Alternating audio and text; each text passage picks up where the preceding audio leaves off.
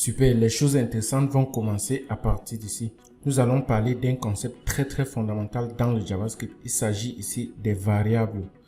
Des variables, en fait, c'est une sorte d'unité qui vous permettent de stocker des données dans votre programme pour pouvoir les utiliser à bon escient, en fait, pour pouvoir les utiliser lorsque vous avez besoin. Vous savez, un logiciel ou un programme informatique, en réalité, c'est juste une forme de stockage de données pour pouvoir les récupérer, les ranger, les organiser et tout ça. En bref, c'est juste une manipulation de données. Donc aujourd'hui, nous allons voir comment stocker ces données-là dans notre programme JavaScript. Donc pour commencer, nous avons déjà parlé de console.log qui est la fonction JavaScript qui nous permet en fait d'afficher quelque chose à la console.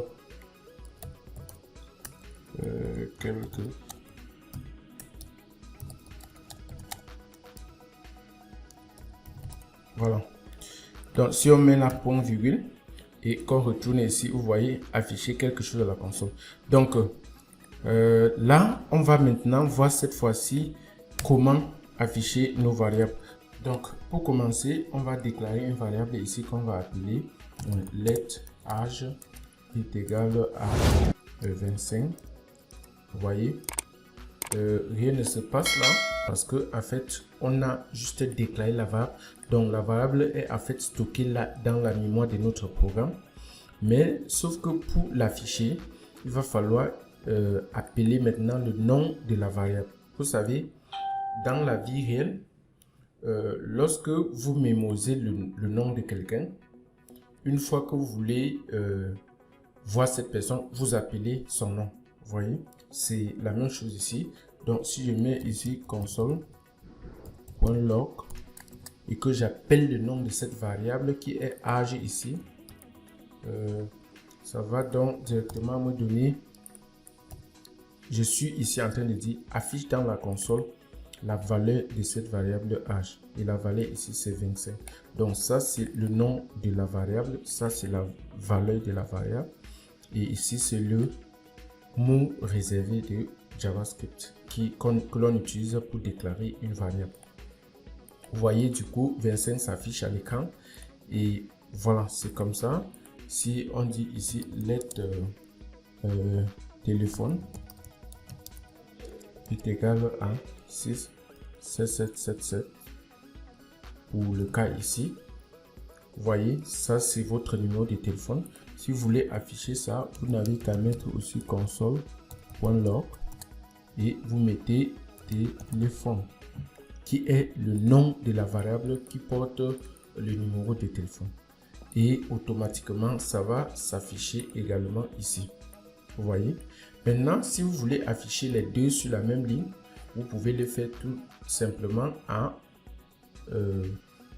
venant ici, vous mettez virgule et vous mettez le nom de la deuxième variable, et ça donne ceci.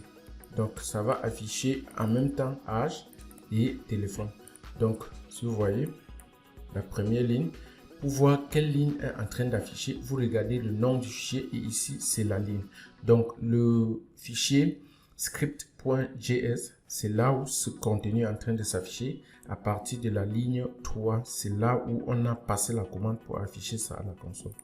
Donc si vous regardez bien ici, nous sommes ici à la ligne 3, et c'est exactement ça. Donc nous pouvons par exemple changer, afficher peut-être les points et dire 10 points. Vous voyez, rien ne s'affiche parce que l'on n'a pas encore dit qu'il faut afficher. Par contre, si l'on veut afficher ça, il faut tout simplement soit passer ça ici, le nom de la variable. Voilà, comme vous voyez là. Vous voyez, c'est ça, ça met juste un espace, ou vous pouvez tout court créer une nouvelle ligne pour afficher ça en mettant ici le nom de la variable. Vous voyez, point, et à la ligne 6 ça va s'afficher, ligne 6 ça affiche la valeur des points. Voilà, ce qu'il faut aussi retenir, c'est que lorsqu'on déclare des variables, on peut les modifier, on peut les réafficher ou les modifier pour d'autres objectifs. Par exemple, si je veux dire après 2 ans, l'âge maintenant c'est je mets juste le nom de la variable. Après 2 ans, par exemple, l'âge serait 27. Donc, je mets juste le nom de la variable et je mets la nouvelle valeur. Comme vous voyez. Donc, là, si je viens ici et je dis console.log âge. Bon, je vais d'abord supprimer ça pour que tout soit clair.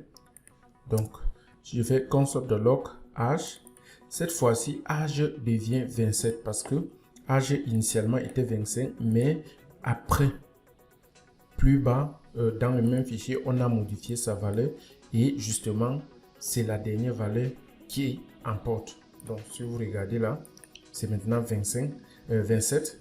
L'âge, c'est 27, mais si l'on affiche ça avant de la modifier, ça va bien être la valeur initiale qui est 25 et ça va donc s'afficher à la ligne 4. Donc on est en train de log ça à la ligne 4 et à la ligne 6 vous allez voir que c'est maintenant 27. Donc ligne 4, vous voyez bien comment c'est 25 et à la ligne 6 vous voyez bien comment c'est 27. Donc c'est ça en fait comment ça se passe pour modifier une variable. Par exemple, on a également année. Vous voyez, je ne peux pas mettre d'accent, je suis désolé. Si nous sommes en 2020 et que l'on veut afficher cette année en mettant juste année, là, ligne 6, voilà, vous voyez 2020. Maintenant en 2021, l'âge ne serait plus, l'année ne serait plus toujours 2020. Ce serait maintenant 2021 et pour ça, on peut juste modifier la valeur de la variable année en disant cette fois-ci c'est 2021. Vous voyez? Et si l'on réaffiche après avoir modifié, ça va maintenant être 2021. Donc, en gros, c'est ça. Et passons maintenant à l'autre type de variable qu'on utilise const.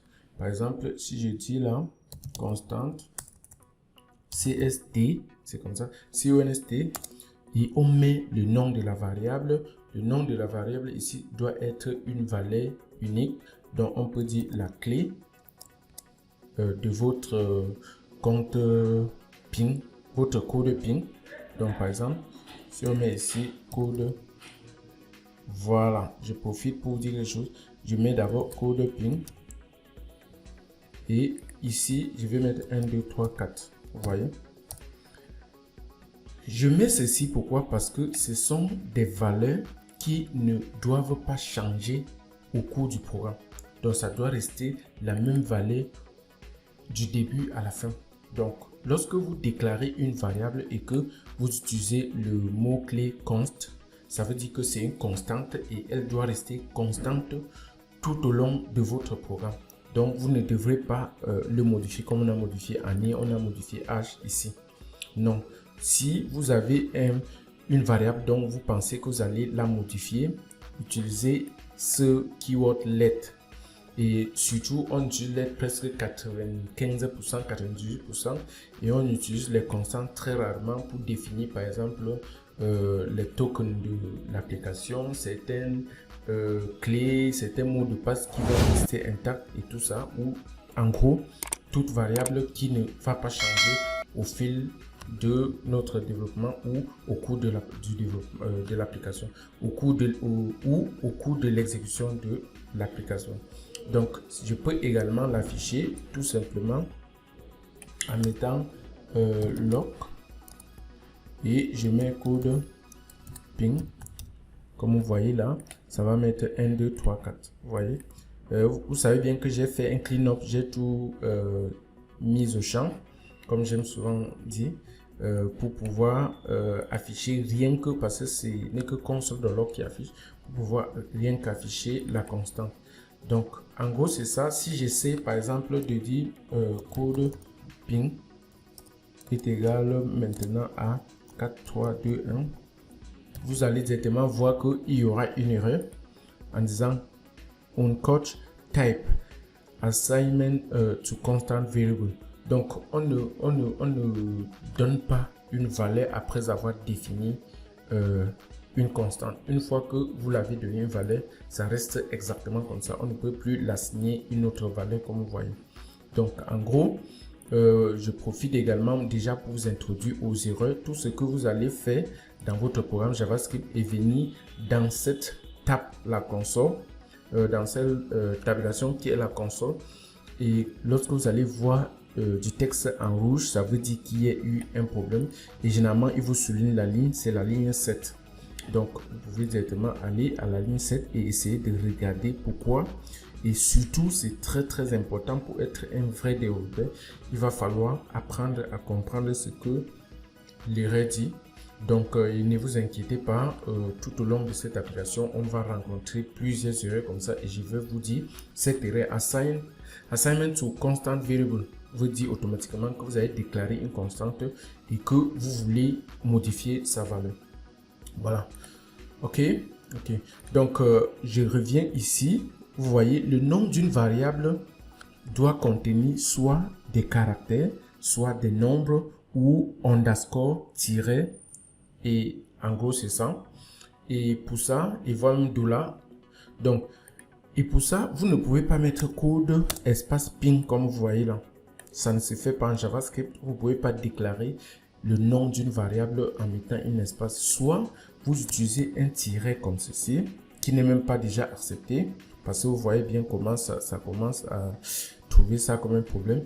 Donc, vous pouvez utiliser ce qu'on appelle camel case. Donc, vous commencez le premier mot code et le deuxième qui est ping. Vous collez ça, mais vous commencez le deuxième. À chaque nouveau mot, en fait, vous commencez avec majuscule. Vous pouvez mettre code ping secret, par exemple. Vous voyez? Donc, ça, c'est un mot. Et ça, c'est un mot également. Donc, à chaque nouveau mot, vous commencez par la majuscule. Donc, et c'est un peu ça. Vous pouvez mettre peut-être mon âge en mettant underscore, comme vous voyez là. Vous dites mon âge. Donc, moi, je préfère plus utiliser les underscores, donc qui est ce tiret de 8. Mais beaucoup d'autres gens utilisent également le camel case. Donc, ça dépend de vous. Mais surtout, sachez que le nom d'une variable également ne commence pas par des nombres. Donc, vous ne pouvez pas dire peut-être 10 points. Comme vous voyez là, ça ne marche pas. Donc, le nom ne doit pas commencer par des nombres. Le nom de la variable ne doit pas commencer par des nombres, mais plutôt par des caractères. Donc, je crois que en gros c'est ça. Donc prochain chapitre, nous allons voir les différents types de variables parce que ici depuis nous n'utilisons que des variables de type nombre et peut-être vous vous demandez déjà si vous déclarez par exemple une variable qui va porter le nom, comment je vais faire. Donc